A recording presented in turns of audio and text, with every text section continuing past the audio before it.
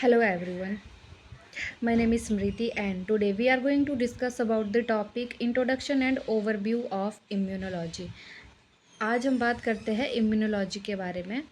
सबसे पहले इसकी इंट्रोडक्शन में देख लेते हैं कि इम्यूनोलॉजी है क्या। इम्यूनोलॉजी क्या है? स्टडी है इम्यून सिस्टम की। अब इम्यून सिस्टम क्या है? इम्यून सिस्टम है हमारे बॉडी का डिफेंस मैकेनिज़्म जो कि इन्फेक्शन, बीमारियाँ, फॉरेन सब्सटेंसेस से लड़ने में हेल्प करता है।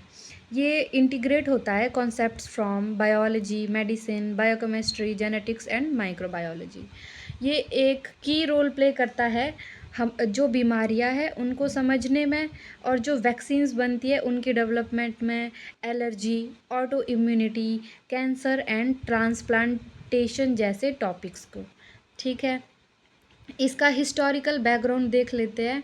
इन 430 BC first recorded observation of immunity in Athens plague survivors.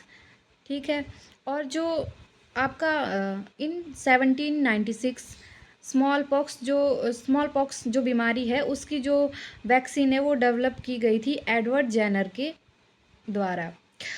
In 1890 antitoxins की डिस्कवरी हुई थी और 15th सेंचुरी में डिस्कवरी हुई थी antibodies, T and B cells, MHC and cytokines etcetera की।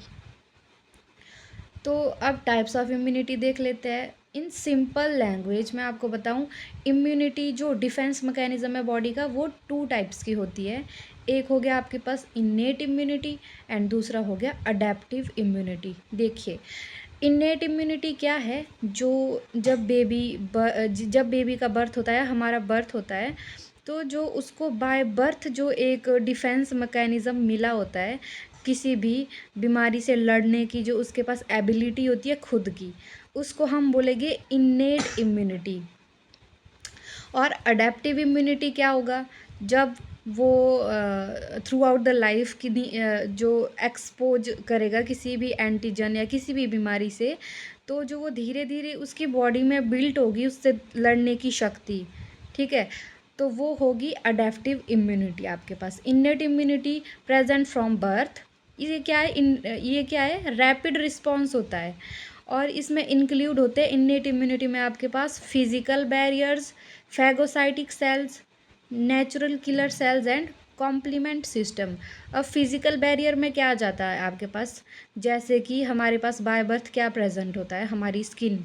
ठीक है, जो फिज़िकली स्किन हो गया, हमारे हेयर हो गए, तो ये जो फिज़िकली है जो फॉरेन आपके पास एंटीजन्स है उनसे हमारे को प्रोटेक्ट करता है।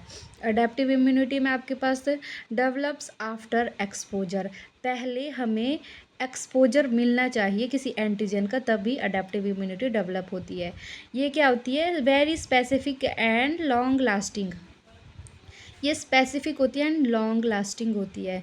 जैसे आपके पास चिकन पॉक्स है, ठीक है, जब तक आपको कहते हैं ना कि जब तक आपको वो एक बार हो ना जाए, अफेक्ट ना करे, तब तक आप उससे खुद को प्रोटेक्ट नहीं कर सकते हो। एक बार आपको लाइफ में एक बार ही होता है आपको, ठीक है।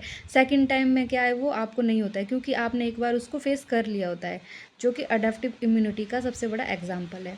अब इसमें इन्वॉल्व क्या होती है? B cells and B and T lymphocytes and antibodies आपके पास अडेप्टिव इम्यून सिस्टम में होती है। तो यहाँ पर आप देख सकते हो innate immunity and adaptive immunity की सेल्स। तो चलिए अब बात करते हैं cells of immune system. Immune system की सेल्स के बारे में बात कर लेते हैं। लिम्फोसाइट्स में आपके पास आ जाती है B cells and T cells, ठीक है। फैगोसाइट्स में आपके पास है macrophages and न्यूट्रियोफिल्स।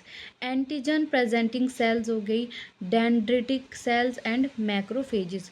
Natural killer cells and mast cells, basophils. ठीक है, अब आपके पास नेक्स्ट है ऑर्गन्स ऑफ इम्यून सिस्टम। आपके इम्यून सिस्टम में कौन कौन से ऑर्गन्स प्रेजेंट है? पहला आपके पास प्राइमरी ऑर्गन्स यानी कि सेंट्रल ऑर्गन्स, एंड दूसरा है सेकेंडरी ऑर्गन्स यानी कि लिम्फोइड ऑर्गन। प्राइमरी में आपके पास आ जाता है बोन मैरो एंड थाइमस, ठीक है। सेकेंडरी में आपके पास आएंगे lymph node, spleen, malt, tonsil, pairs, patches. ये आपके पास सेकेंडरी उसमें आएगा आपके पास लिम्फोइड ऑर्गन्स में। नेक्स्ट है functions of the immune system. Immune system का क्या काम है? Defence against pathogens, viruses, fungi, bacteria. मतलब जो भी बीमारी फैलाने वाले माइक्रो ऑर्गेनिजम्स है, जो भी चीज़ें हैं, उससे लड़ता है हमारा इम्यून सिस्टम नेचुरली। ठीक है। अब क्या है? Surveillance of body for abnormal cells, example cancer cells. मतलब हमारी बॉडी जो एबनॉर्मल होगी, हमारे पास सेल्स है, उसके अगेंस्ट फाइट करेगी है। ठीक है। Homeostasis, clearance of dead and damage cells. जो हमारी बॉडी में डेड सेल्स होगी उसको क्लियर होता है, क्लियर वो मतलब ख़त्म हो जाएगी होम्योस्टेसिस से। मेमोरी, अब क्या है? मेमोरी फॉर्म होएगी, फास्टर रिस्पॉन्स होगा सेकंड एक्सपोजर पे। जैसे आपको एक बीमारी पहले लग चुकी है, दोबारा अगर वो ही एंटीजन आपको अटैक करेगा तो आपके पास मेमोरी होगी उस एंटीजन की, एंड आप अपने आप को उससे प्रोटेक्ट कर सकते हो सेकंड टाइम।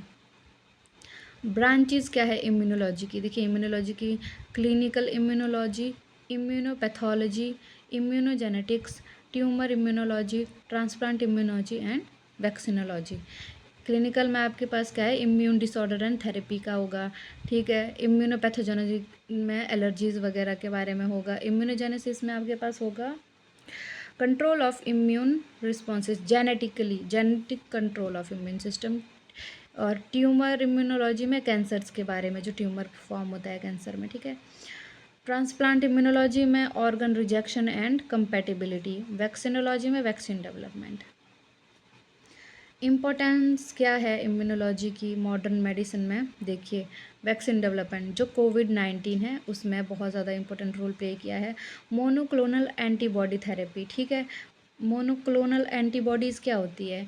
जो मतलब एक टाइप की सिंगल एंटीबॉडीज़ होती है जो किसी पर्टिकुलर चीज़ के लिए टारगेटेड होती है। ओके।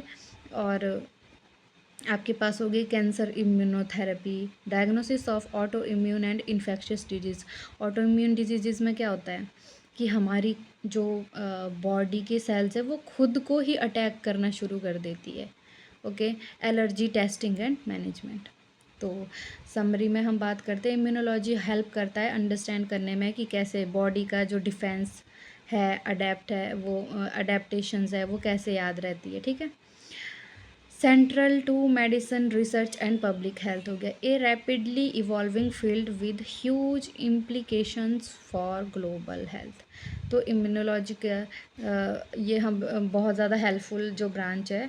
ठीक है। इसमें अंडरस्टैंडिंग होती है हमारे पूरे डिफेंस सिस्टम की, एंड हर एक रिसर्च जो पब्लिक हेल्थ है, मेडिसिन डेवलपमेंट है, सारा इसमें इंक्लूड होता है। आई होप आप लोगों को जितना भी मैंने समझाया, आई होप समझ आया हो। Thank you so much.